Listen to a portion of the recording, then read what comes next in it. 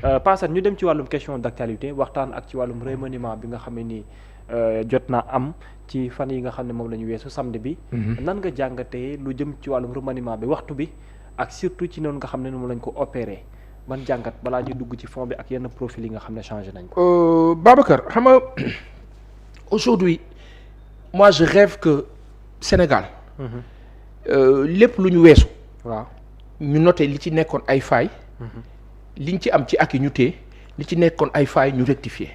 maintenant xool devant c'est quoi pour répondre à ta question. waaw moo di ne nañu jël li xew vendredi ou samedi c'était quand samedi. remaniement samedi. waaw remaniement réaménagement on va dire. aménagement. mais un réaménagement qui semble-t-il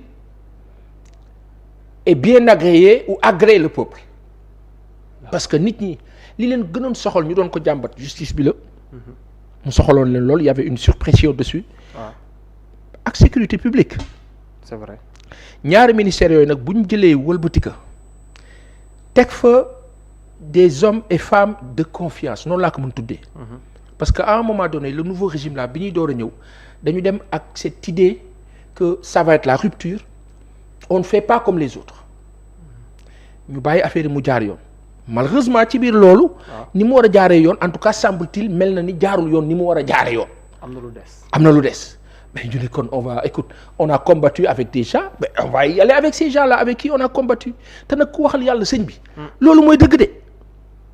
c'est bien beau de se dire bon on va faire de sorte que lépp niveler mais yow fi ngaa niveler ñi nga xam ne ay noonu lañu ñoom foofu la ñuy profiter. kon nan ngay def aujourd'hui François Bayrou. wàcce nañ ko ca France. lan mooy xew il va falloir trouver une solution pour am l'équipe idéale léegi l'équipe idéale foofu en France c'est difficile pour Macron ñenn ñaa ngi laaj sax sa démission après boo ñëwee fii ci Sénégal ngay démarrer ne xaaral ma démarrer ak ñoo xam ne peut-être duñu forcément ñu ànd ak man ils sont dans le juste milieu malheureusement dans le juste milieu mu mel ni sax dañoo yéex wala dañuy traîner les pieds wala dañoo sàggan wala semble-t-il ils sont désintéressés. ba xaaral ma jël ñi intéressé nag ñi nga xam ne ils vont se sentir dedans et ils vont être hyper impliqués te loolu kenn malheureusement damay dégg l'État est en train d'être pastéfisé. On va vers la dictature. am na sax ñu ne Diomaye a cédé c'est un État maintenant wala bien un gouvernement entièrement à Ousmane Sonko. kilifa bi ñu waxtaan ci xel man li ma gën a soof si àdduna mooy mbirëb waaba jiba. déet waay. waaw mbirëb seytaan dama bañ loolu xam nga moo di lan. et j'ai tellement envie d'aller de l'avant mais je suis obligé de retourner en arrière un peu c'est-à-dire on parle d'un premier ministre que rien n'empêchait mu nekk candidat à la présidentielle nañ jàpp ne yàllaa ko tuddee nii. waaw ñu jàppandi loolu. mais yéen vous avez tout fait pour que cette personne-là ne puisse être candidat. maanaam jaarale ko ci façon nu mu gën a bonee def ngeen ko ba doonu ko wax léegi yàlla dogal def baraka ci moom. mu ne jox leen Diomaye le président de la République def leen ko président. waaw yàlla ne ko léegi yow doo falu mais may naa la nga fal kii valet jaarale ko ci moom kooku falu delloo ko mbir yi semble-t-il delloo léegi bu fekkee li ngeen wax la mel ni lu ko delloo mbir yi semble-t-il waaw. ngeen bëgg a waxaat ci loolu bëgg ci meraat bëgg ci yuuxuwaat bëgg sonalaat nit ñi ci loolu bëgg ñoo fatt avec une fumisterie qui ne dit pas son nom après on aura beau avoir des égards à vos endroits respectivement mais benn instant may leen ñu jàmm ak afiya mënu leen yàq dëkk bi pour Ousmane Sonko Khalifa Ababacar Sall Karim Meïssa Wade ma teggi sax ñaar ñooñu ba ci Ousmane ngeen jaxase dëkk bi taal dëkk bi rey ay nit faat ay nit mais musiba maa ba kumba ngeen def ko fi lépp ba romb bor niveau lépp jaxase mais sonal ñu escroquer à gauche à droite ba romb ba kenn mënatul wax waaye léegi ngeen boole loolu yëpp bëgg ñoo mais asphyxier waat encore ci cette chose là j'ai envie de dire au régime actuel mais avancez quoi allez-y gëmm leen et allez-y dans le bon sens sachant que tarfatal ay ni bu ñu ko gisee lu jaar yoon daañu leen ko wax mais pour le moment vous êtes sur la bonne voie parce que aujourd'hui sécurité Sénégal public li manqué daa bari chaque jour nu wax ko fii la police la gendarmerie l'enseignement, la santé, l'armée, la défense. ñooñu waruñu am besoin waruñu nekk dans le besoin ñooñu dañ leen war a mettre à l'aise ci lépp. jàngalekat médecin armée soldats yi gendarme policier sécurité publique ñooñu dañu war xulil di yor ay carte bleue wala gold sax xam nga lu tax nekk à l'aise ba duñu soxla kenn lenn parce que loolu mooy sécurité. mais imagine toi moi je suis un étranger qu'est-ce qui se passe je débarque au Sénégal je peux acheter qui je veux. Donc aujourd'hui la palette c'est quoi? C'est de faire de sorte que ministère de l'Intérieur maître Bamba Cissé yàlla na yàlla kattanal ko. C'est quelqu'un qu'on aperçoit qu'on connaît depuis la faculté de droit am na lu mu gëm. dinañ ci ñëw yàlla na yàlla suturaal ko ci. mais dire que aujourd'hui fi ñu toll nii Babacar. ce réaménagement moi en tout cas ça m'agrée humblement man mi nga xam tojuma fenn. Pourquoi? Parce que dama ne j'espère qu'on va maintenant y être quoi à fond après peut-être loo xam ne mën naa ko relever noter ko. Le ministère de la santé.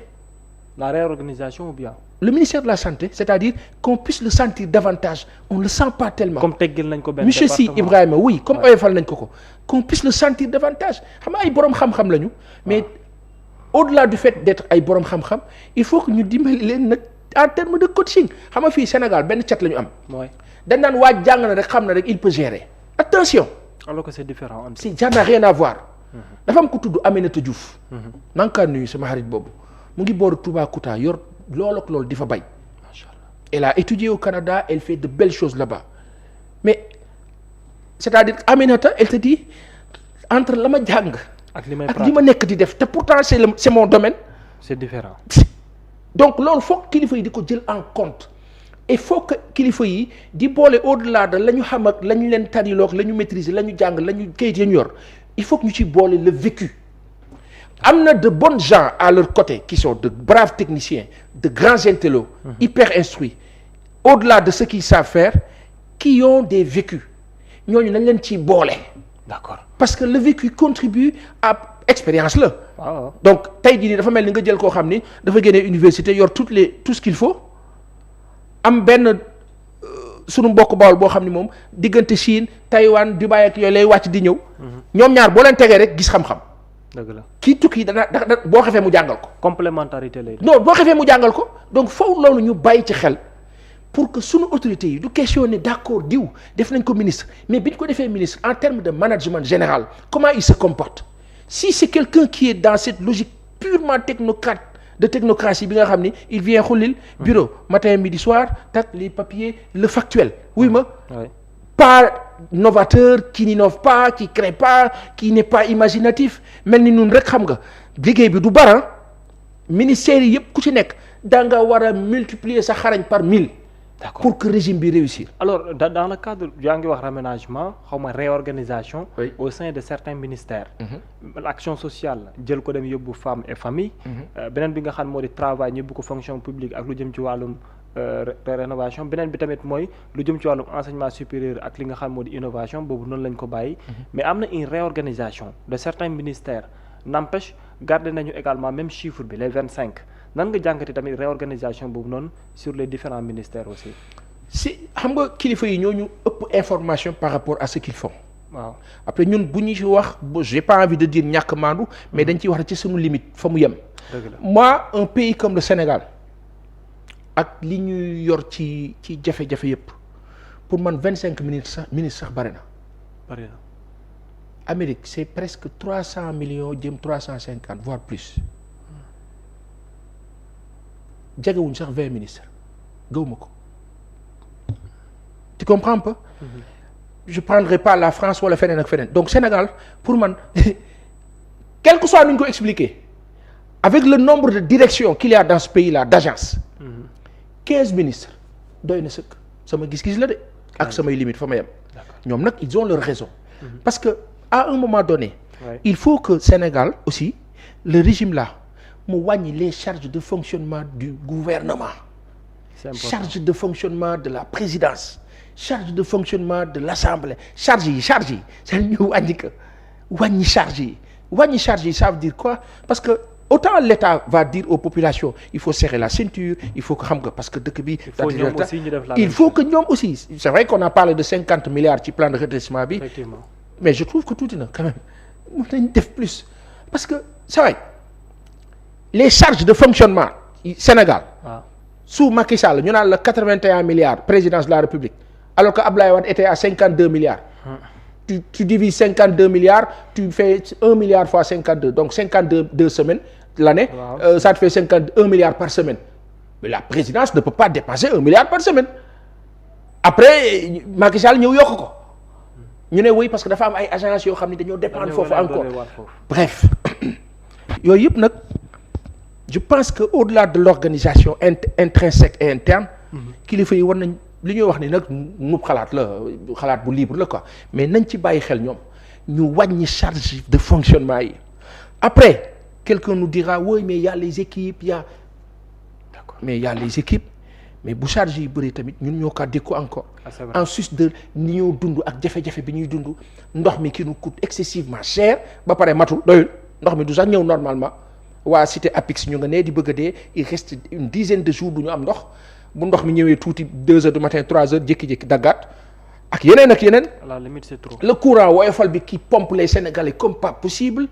après yooyu yëpp ce sont des choses que les autorités doivent voir après réaménagement gouvernemental dindi poste fii teg fii c'est super le cas du ministère de la culture du tourisme ak de l'artisanat ànd na oui ministère de la jeunesse et des sports c'était le cas sous Abdoulaye Makhtar Diop sous François Bob sunu bàyyi c'est excellent on retourne à l'orthodoxie gouvernementale ak après yi ci des am na yoo xam ni suñu gis-gis bu gàtt mënoon na nekk ay direction ci presque le même département ministériel entre formation professionnelle emploi wu ak la ci des xulil yooyu yëpp mën nañu ko déglu parce que benn moment on aura beau critiquer le magistère de Senghor et Diouf mais eux boo delloo ginnaaw on se rend compte que c'est Abdoulaye Wade qui est venu sunu maam bi yàlla na fi yàgg te wér moo ñëw éclater direction yi def ko ay agence en 2000 jëm kaw ci moom la dooree Macky Sall ñëw changé wu ko le nouveau régime